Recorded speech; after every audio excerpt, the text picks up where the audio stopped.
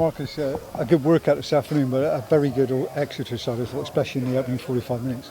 Yeah, I mean, the opening 45 minutes was their first team. So it was a good test for our guys. 1 or 2 trialists, 1 or 2 young lads in our team in the first half, alongside 2 or 3 senior players that you would see as senior players. So we've played the trialists, we've played the young lads in games, the past 4 games, and they're games you're expected to win. When you come to Exeter, you're not. So it's nice to see trialists and young lads in proper games against a proper opposition. So we found out a bit more about those today. Our senior lads, we know what they're all about. We know what they bring to us off the back of last season's performances and the previous seasons, those ones that were with us then. So it was a good workout in terms of fitness and to see what the trialists and young lads can bring within a proper first team environment and a proper first team game.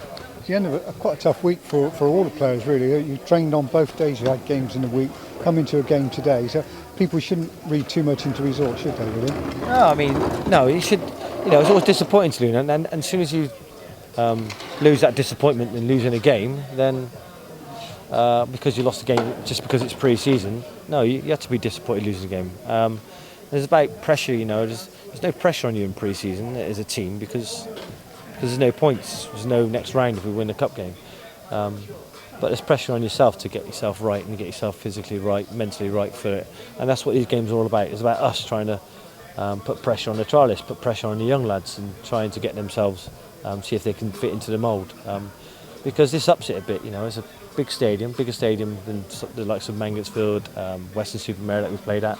So these are the type of stadiums they're going to be playing at if they want to. So we need to know if they can deal with that kind of pressure. I'm not going to say whether they did or didn't today because I want to think about it, but it's a good workout and a good place to look at those type of things. It's good to be seeing some of those youngsters given a chance in these type of games, though, and they have a lot to look forward to. And they will do. We spoke about about that over the previous week. That it's okay them playing in the Gloucester Cup games and friendlies at home in the reserves and in an afternoon, Tuesday afternoon, and in games against Mangotsfield in pre-season and against Cirencesters in pre-season. But we have to see it against players that are better than those players and are professional players and full-time players. So if you don't put them in these types of games, you're never going to find out if they can do the business when it comes to the league season.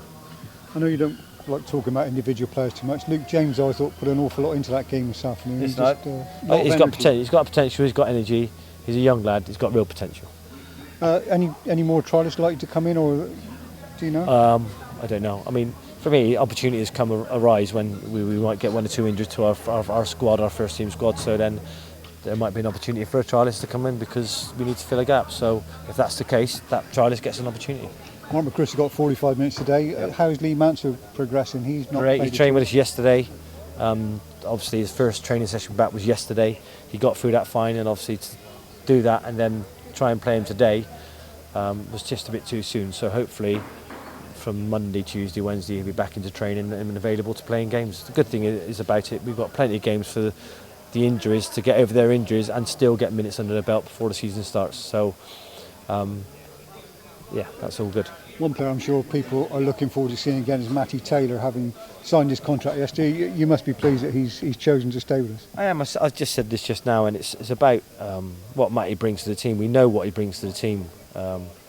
We know that he's going to work hard for the team. We know that he gets on well with the lads off the pitch. We know that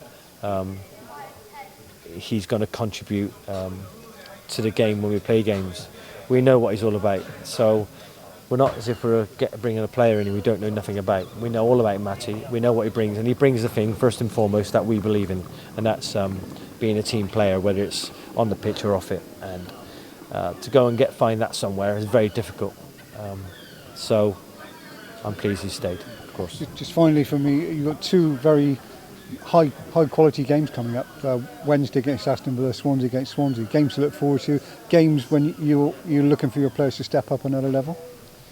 Of course, every game is about building up and stepping your focus, your performances up. That's what it's all about. So, yeah, that's it in a nutshell. You start off the pre-season, you build yourself into it, and you ain't got to be at the peak of your game.